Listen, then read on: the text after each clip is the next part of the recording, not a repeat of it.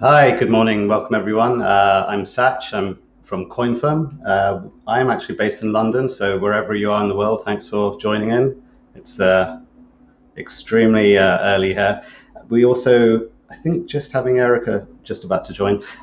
Sure. So let me just introduce our first panelist, Matt Stanley. He's a detective sergeant in the cybercrime unit for the Metropolitan Police.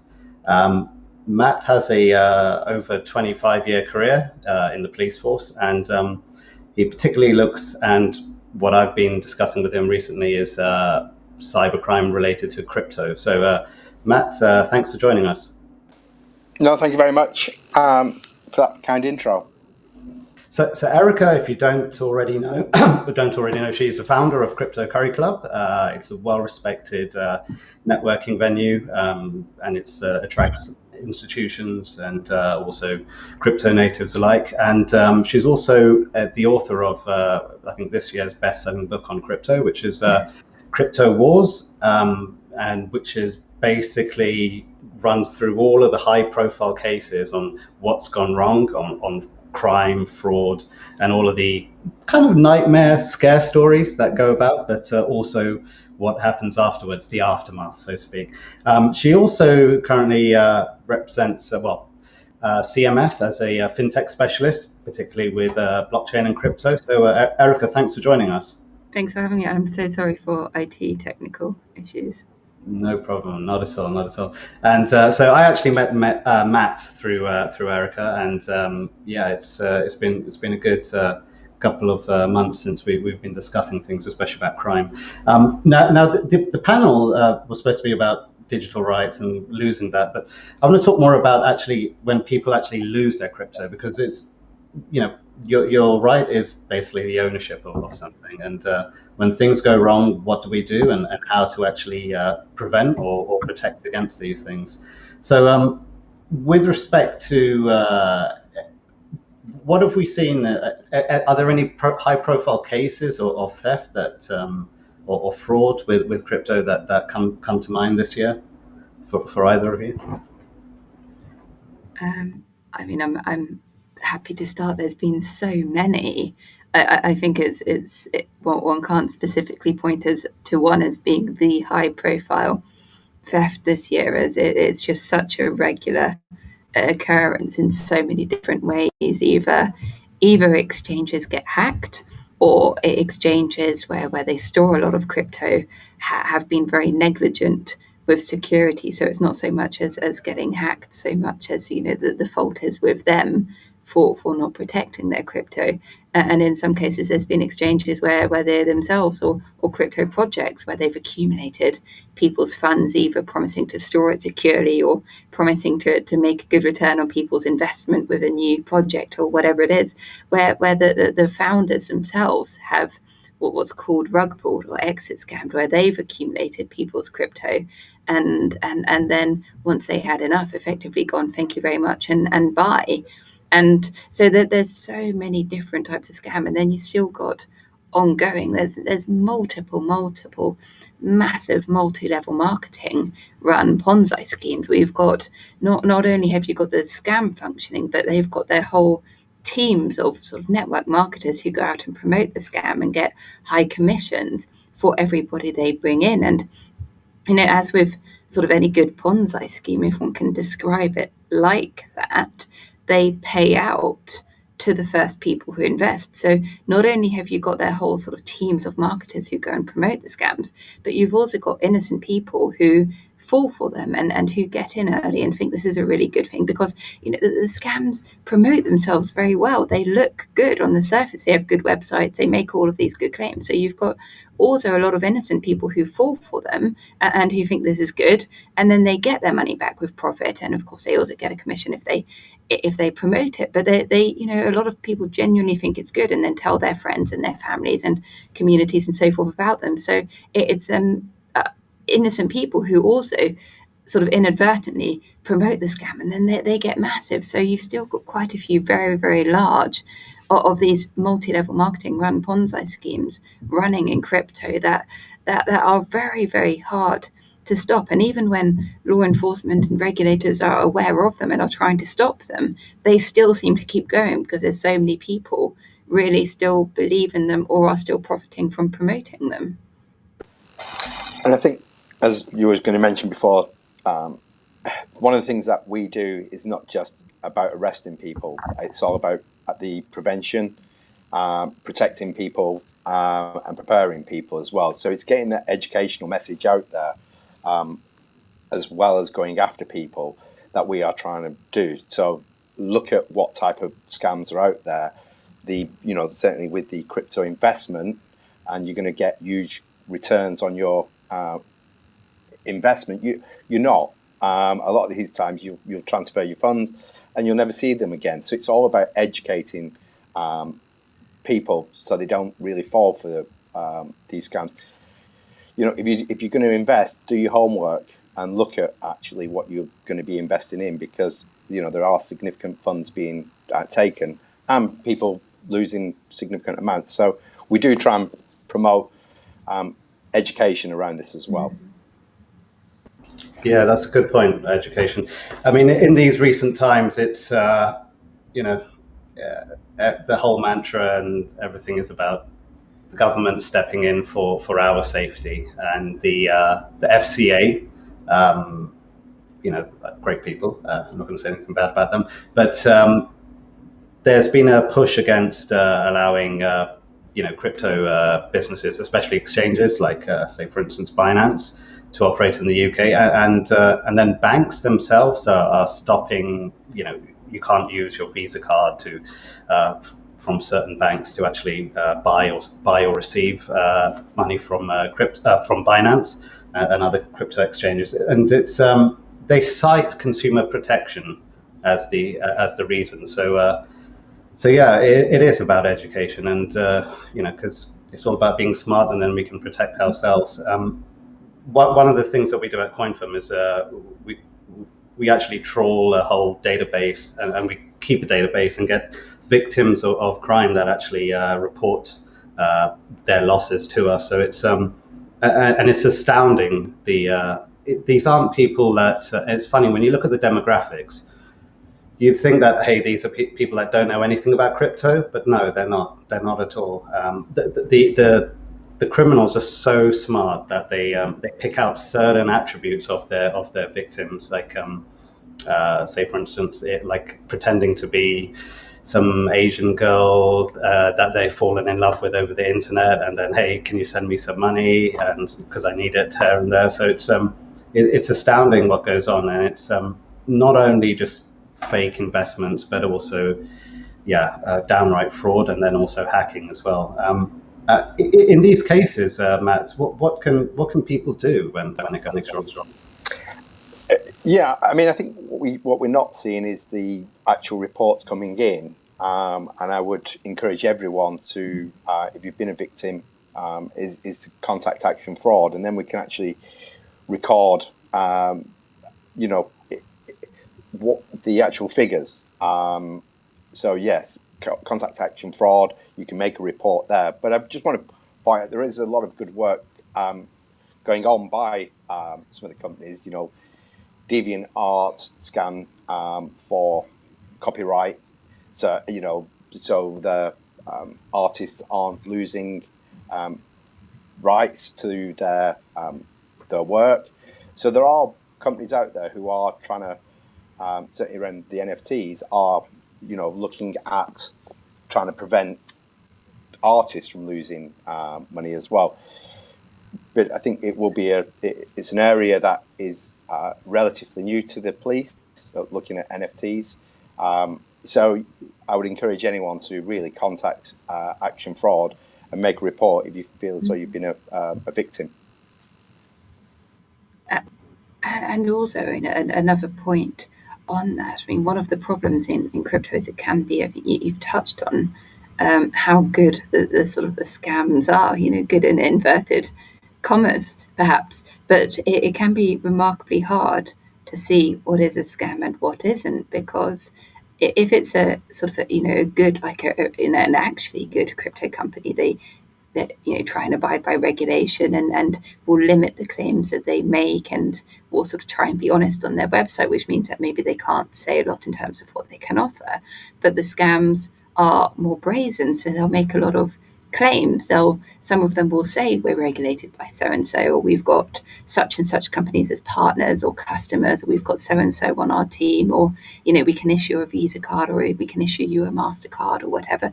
So they make a lot of claims and use a lot of sort of brand names that people are familiar with and that people would know and trust. So if you look at their websites, you might think, well, this is good because they're working with such and such companies, so they must be good. And one of the things that I think it's important to note is one can't take a website or claims at face value. One really should double check. And it's sad because there's so many amazing crypto companies and projects in the space that are doing a lot of good things, but and where one really can trust what they say. But with a lot of the scams, one can't trust everything at face value and double, triple check. And if there's anything trying to get you to send money or send crypto, especially if there's putting pressure or using commission payments or incentive payments to get anyone to do so, I think then is a good time to run away as fast as one can, because if it's a good crypto company, they won't be pressuring you to invest or offering often sort of these crazy high reward promises. Yeah, it's I mean, it just also it's subjective what a scam is, right? Because some people may have the view that crypto is just a whole scam, right? Others, maybe I've myself included, sometimes have thought certain pieces of art, it's just like it's a scam, but it's subjective, right? The actual value that you put into it. And then when you look at casinos, and I say that they're probably rigged. The house always wins. Just maybe that's the payoff, though. The people, they actually want that feeling. They want to lose that whole risk. So is it really a scam, or is it just part of the way the world works and the game operates? It's an interesting thing. I mean, I think on that point, there are blatant scams out there where people are losing significant amounts. And go back to, these need to be reported so we can really start to investigate them. And once we start investigating them and we start taking action, hopefully that might see a drop in people being victims, and knowing that there is a mechanism for reporting it as well. Yeah. I was actually thinking back. So I was speaking with a general counsel for a crypto project yesterday, and I was reminiscing over. I don't know if anyone remembers who the Teenage Mutant Ninja Turtles are. And back 25 years ago, 30 years ago, maybe. God, I'm giving away how old I am. They used to have these collectible coins, right? And kids were mad about them in my school. And it actually ended up that one boy stole a whole bunch of coins from another, and then the whole school had to enforce a ban on this. And it's like, is that what we're going to see happening if we just keep on highlighting, like, hey, the bad cases? So I think we need to put things in perspective as well, because when you actually look at the level of crime involving fiat money, it's insanely larger than that involving crypto. So I mean, Matt, what do you see? Do you see crypto as a competitor to the volume of crime versus fiat, or is it? No, I think there is that misconception that crypto is used a lot for criminality. I think, as we've discussed previously, fiat currency is involved in crime. So where you've got any commodity, there is always going to be a link to criminality, just by its very nature. And I mean, it's a valid point. I think the percentage of all of crypto that is used for crime and all of fiat currency that is used for crime, I think is about 3 times higher with fiat. And obviously, there's a lot more fiat in circulation. And I think it's always worth adding that it's not just that there are scams in crypto in lockdown and some of the economic vulnerabilities and changes that we've seen, particularly in lockdown, and also with the ease of being able to buy things like ransomware on the dark web, which Matt can tell you all about. And it's also, it's easier and cheaper and less risk and probably less punishment for committing crime sort of online than it would be in the traditional sense. So the ease of committing any type of scam is now a lot easier, and there's a lot more vulnerable people now. So all sorts of scams have gone up, and I think it is worth touching on with crypto. What scams take advantage of is trying to get people to transfer funds over to them. So all scams, they look very different on the surface, but at the core, they're all trying to get the user to part with their crypto and send in their crypto.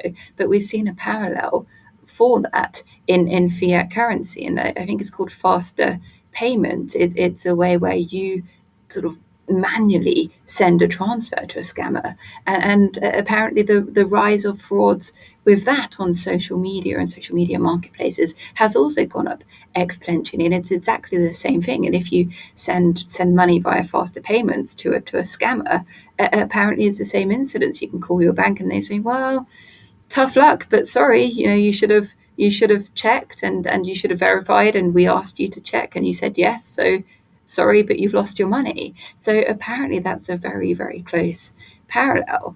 But there are now cases that we have seen where crypto transactions have been reversed, or at least have been sent back. There was a famous one. Was it this year, or I think it was earlier this year? The hack where it was the CIA or the FBI basically within 24 hours managed to get quite a large amount of Bitcoin returned. So it shows actually what can be done. And yeah, I mean, like what CoinFirm and the crypto analytics companies do, crypto in many ways can be much easier to track than fiat currency. So it's not necessarily that all is more lost than if you're sending fiat currency to a scam. Yeah, that's a good point. And just in terms of just comparing crypto related crime to fiat, so in 2020 we calculated that 10.47 billion was involved crypto dollars involved in crypto crime in 2020, whereas with fiat the financial crime totaled 1.4 trillion. So with the crypto you could buy enough AK-47s to go around the Earth 1.6 times, but with the fiat financial crime total, you could buy enough AK-47s to go to the Earth and to the Moon back and forth 21 times. So it's just, to put that in perspective, that's really going to the Moon, right? So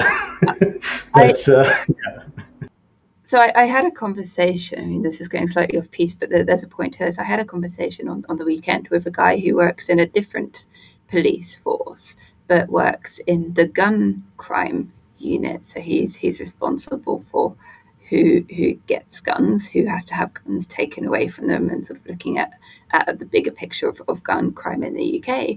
And he says, obviously, when you're looking at a case by case, it's a delicate thing, and one has to be careful that the wrong people aren't allowed to keep guns and so forth, and that there will be accidents. But he says, gun crime in the UK, just as a sort of parallel, it happens, but it's quite rare, and it's an unfortunate incident. And even if you take the guns away from people who are going to commit gun crime, they're probably still going to try and commit some other type of violence against someone in some other way. Whereas in the UK, several people die because of stabbing or knife crime every day in the UK. So I'd say it's the same type of thing. Yes, of course, there's a lot of crime in crypto, and it's really bad. And it's more, I think there's a lot of focus on seeing it as specifically crypto crime, whereas in some ways the scams target people in the same way. They target the most vulnerable people. They use the same language. They use pressurized sales pitches and good persuasive marketing. They use social media. They use influencers. There's a lot of commonalities. So I think what Matt says about education, if there could be more education about how people fall for scams in general, and where not to send your money and what to look out for, I think rather than making it a focus on this specific type of crypto crime or this specific type of fiat crime, at least in some circumstances. It's very true. I mean, crypto is just a commodity, isn't it?